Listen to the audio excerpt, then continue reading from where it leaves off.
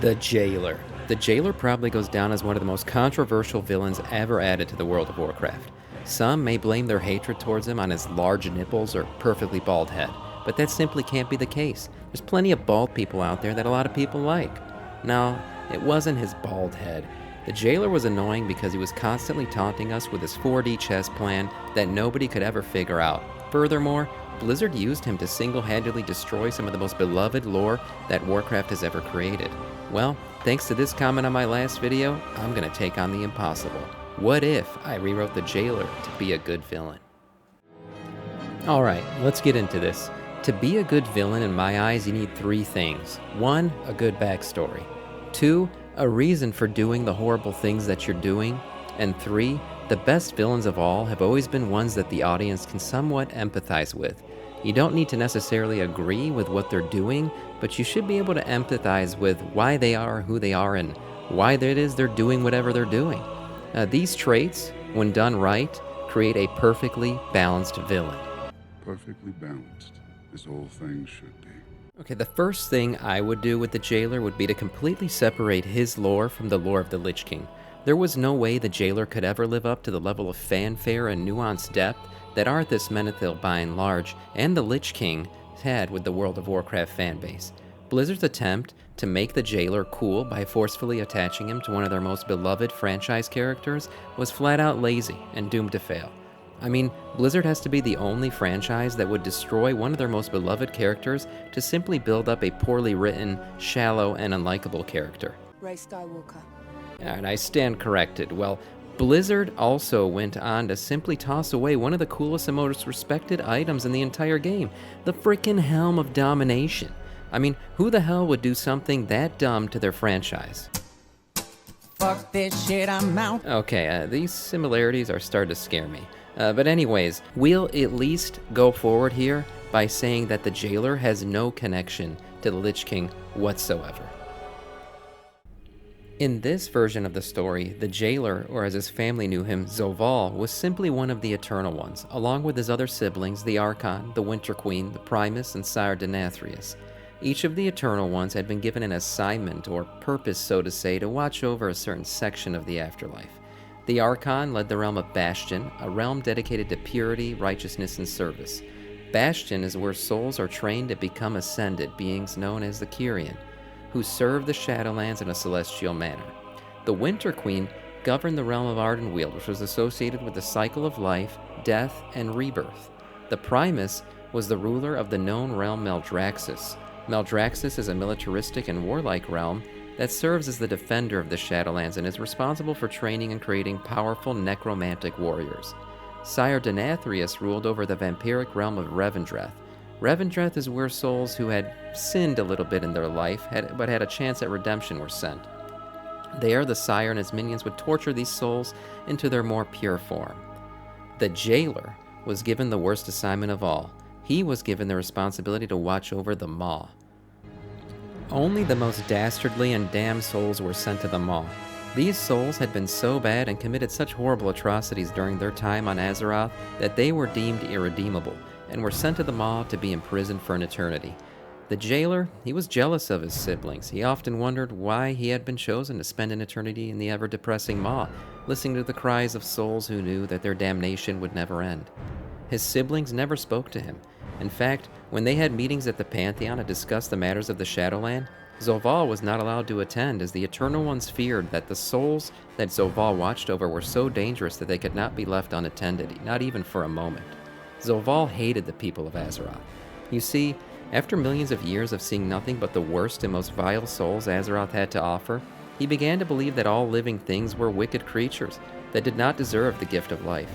He watched the souls that had been given the opportunity to have families, to live, laugh, and love, and walk lands filled with lush green trees and flowing rivers, simply throwing it all away in the pursuit of power and sin.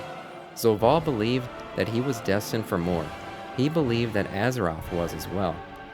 Zoval wanted to break free from his eternal servitude in the Maw, and once he did, he wanted to eradicate all life on Azeroth. As he saw it, nothing but evil was there. Once eradicated, he wanted to remake life into a more pure form and populate Azeroth with living souls that would appreciate the lives they had been given. In his mind, his goals were clear, but they seemed impossible to achieve. Sire Denathrius was the only one of Zoval's siblings that ever spoke to him. Though their conversations were sparse, Zoval appreciated them and saw Sire Denathrius as his closest friend.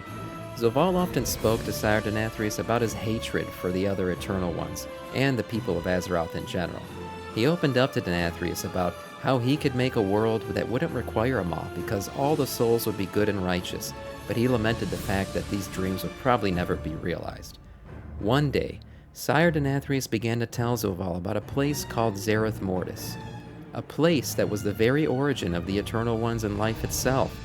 Perhaps, if you got to this place, Denathrius told Zoval, you would be able to break the chain and recreate life as we know it. But to get there, you would need an immense amount of power. You would have to break the veil between the Shadowlands and Zereth Mortis. Zoval sat and thought, where could I get such a power? He knew that the souls of the afterlife arrived with a power known as anima, but yet the amount needed to do what Sire Denathrius was describing would take billions of years. The amount of souls that would need to enter the Maw to make that happen would have to increase immensely. Sire Denathrius grinned and told Zoval that if he began to send the souls bound for Revendreth to the Maw, that they could cut that time down drastically. But still, Sire Denathrius thought, they would need to drastically increase the amount of souls coming in daily if they wanted to do this sooner than later. Perhaps they could start gathering enough power to contact the living and start a war. A war, yes. A war would cause countless deaths and lead to a drastic increase in the souls coming to the afterlife and thereby the amount of anima coming in daily. Zoval's dark heart filled with hope. For the first time in a millennia, they set their plan into motion.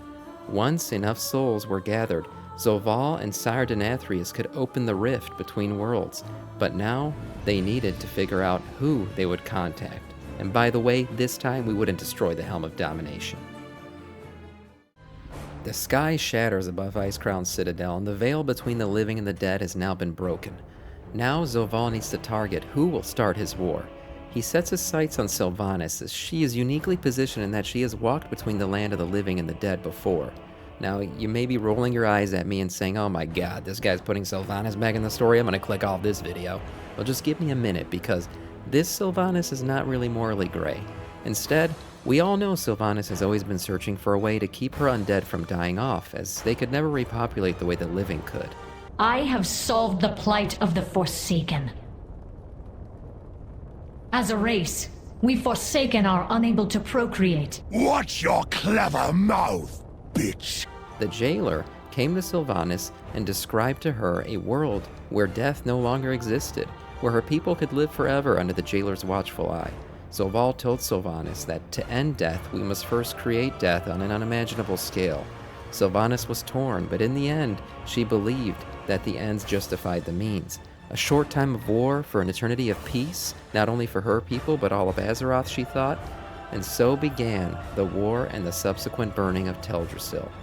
Bolvar, the current Lich King, tells the leaders of Azeroth about the rift that has opened up above the frozen throne, and how he believed the balance between life and death was in danger, and how we needed to go to the Shadowlands to ensure that this didn't happen.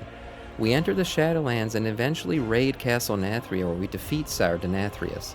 Sire's soul is put back into Remornia, just as it was before, but this time, Zoval, his friend, comes to save him.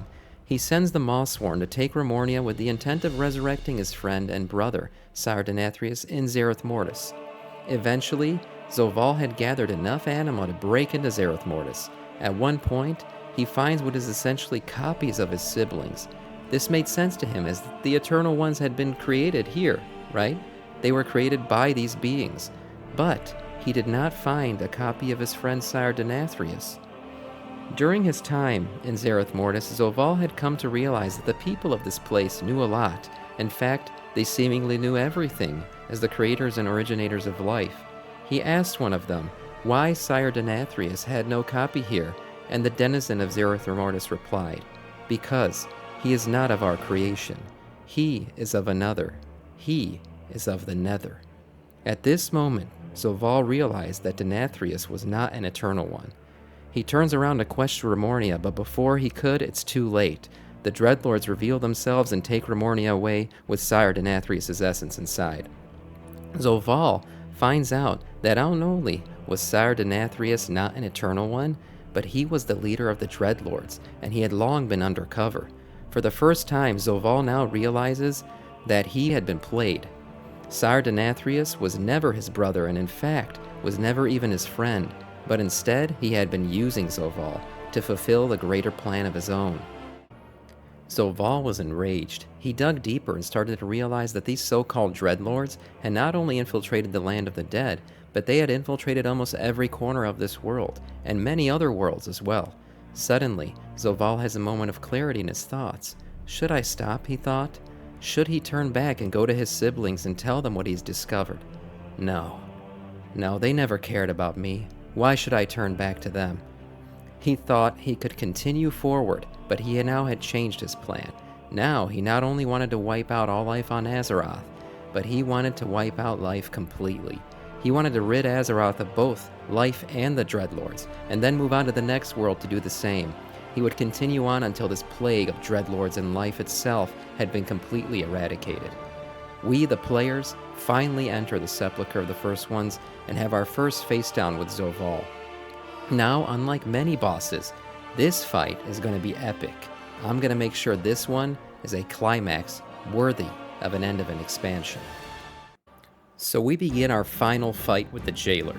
He's trying to power up his basically originator of life weapon to destroy all life as we know it. We're fighting, going toe-to-toe with him, and he starts to get annoyed with us. So instead, he turns around and summons a massive army of Mawsworn.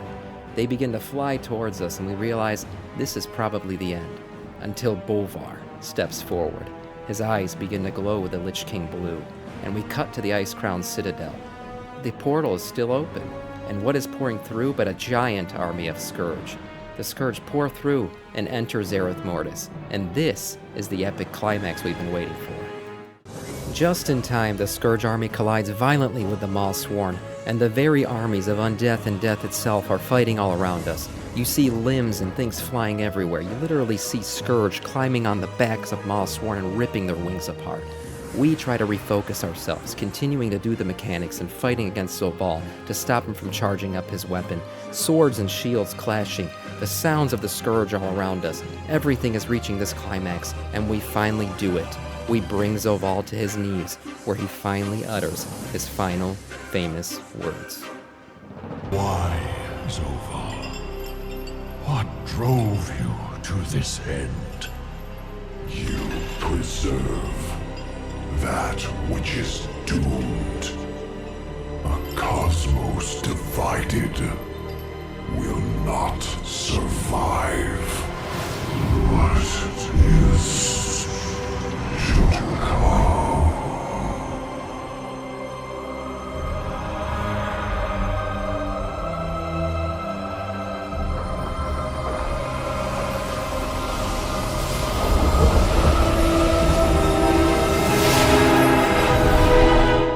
We knew not what he spoke of, but he was talking about the Dreadlords and whoever they served. You see, this version of Zoval was misguided and misunderstood. He simply sought an unjust means to a just end. This version of Zoval was a villain with a great backstory, a villain who had essentially been ignored and outcast by his own family, a villain who had been betrayed by his best friend and most trusted ally. Most of all, Zoval was not some overly smart or big-brain character. No, this version of Zoval was flawed and yet easy to understand. This Zoval was a villain you could empathize with.